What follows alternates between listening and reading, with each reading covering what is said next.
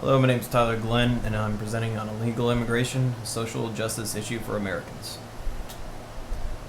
To begin with, illegal immigration has always been an issue in America, as this figure on the slide points out. As you can see, there's been a somewhat constant migration pattern since 1990, peaking around 2006 or so.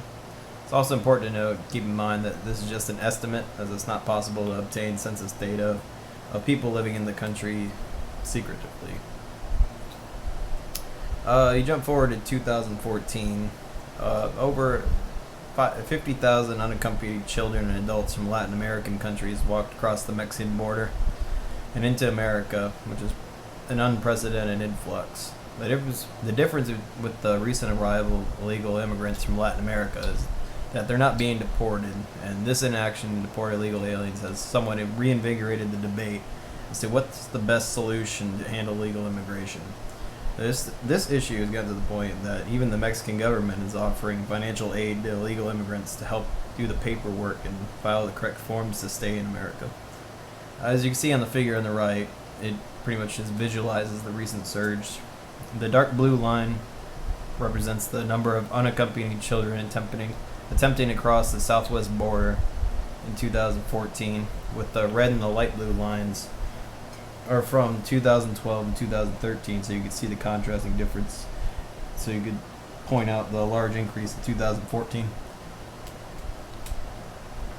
This gets to the thesis of my research, that this is essentially a social injustice issue. There are three key points that provide effective arguments that illegal immigration is a social justice issue facing America today, or as I said before, a social injustice. These are the economic impact, job availability, and personal security. To begin with, we'll start with the economic burden. The amount of tax dollars collected on both the state and federal levels of government are significantly lower than when it's compared to what citizens pay, and does not cover the total amount of expenses.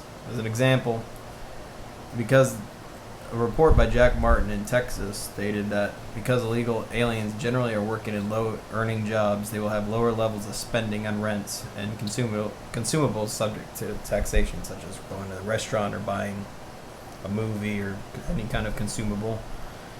This equates to a median household income of illegal immigrants to be roughly $14,000 less when compared to the median household income of U.S. citizens of around, which is about $50,000.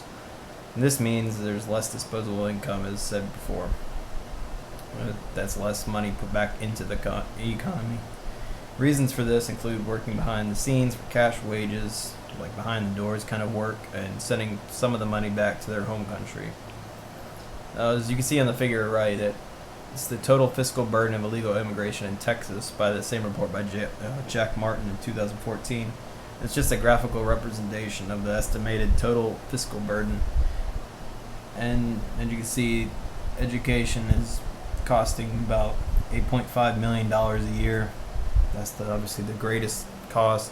Then you have healthcare, 1.8, justice, law enforcement. Then you get down to general services such as taxis, keeping the public library open, etc. And that all adds up to about an estimated $12 million. Or $12 billion actually, because that's in millions, cost to the state every year. The next point is on employment. This reveals that illegal immigration is a social justice issue, that there are millions of Americans unemployed currently, and this number fluctuates every year, as you can see from the figure on the right, with the dark shaded areas indicating recessions, which is where you see the big increases. The U.S. Citizenship and Immigration Services stated that employers who violate the law by hiring aliens he or she knows to be unauthorized to work in the United States are basically going to, if they're caught, have to pay fines that are increasing in amounts per violation. So first violation is a few $100s, and if you get caught a third time, it's $16,300 for the third offense. And that's for knowingly hiring an individual unauthorized to work in the country. But that doesn't really stop them, as a lot of employers still hire illegal immigrants because essentially the reward is better than the risk. I mean, labor's cheaper.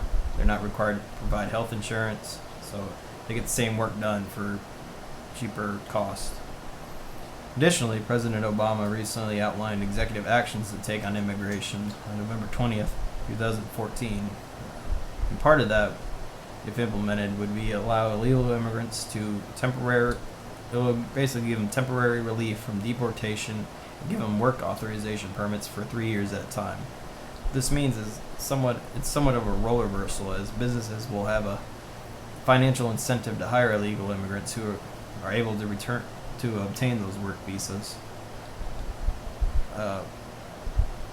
Herman Cain, who does a radio show in Atlanta, quoted Representative Lamar Smith, who was stating as, "We have 10 million Americans who are unemployed looking for work. It doesn't do them any good to now have them compete with 5 million individuals who are being given work permits and being rewarded for being in the country illegally. Plus, the employers wouldn't have to provide health insurance under the Affordable Care Act as well, so that's another incentive if those executive actions go through." The last point we make is about security, and that pertains to both safety and health concerns. Immigration in the United States through undocumented means for a lapse in security through disease, violent individuals pretty much left unchecked, so to speak. In a recent report by John Roth detailing observations at a holding facility, employees and other personnel reported contracting scabies, lice, and chickenpox, in addition to being potentially exposed to tuberculosis, which is not very pleasant. Whereas immigrants who come into the country legally have to undergo medical tests and screenings, illegal immigrants bypass this very important step. But perhaps even a greater threat to safety or security is that of illegal immigrants with gang affiliations. Many of the gangs with cliques in Texas, or subsects of the gang located in Texas, are associated with various forms of smuggling across the border, which includes drugs, weapons, or even humans. What makes this a social justice issue are the numerous gang members residing in America illegally. That is, they're unknown to law enforcement until they're caught, and that's typically following a crime. Many of these criminals are repeat offenders, according to Senator Tom Coburn, and they re-enter America following deportation or simply being released into the general public following an arrest due to being in the country illegally. In conclusion, the issue of legal immigration, or specifically the impact on Americans, is complex and requires a lot of information to not only be compiled but also thoroughly analyzed, and you have to factor in every single angle too. That's not an easy task. Nonetheless, the aforementioned arguments reveal how legal immigration is a prevalent social justice issue affecting every citizen in one way or another, either through seemingly wasted tax dollars, an increase in job competition, or health and safety concerns. And as long as this social justice issue remains unaddressed, pretty much the quality of life of Americans will slowly deteriorate.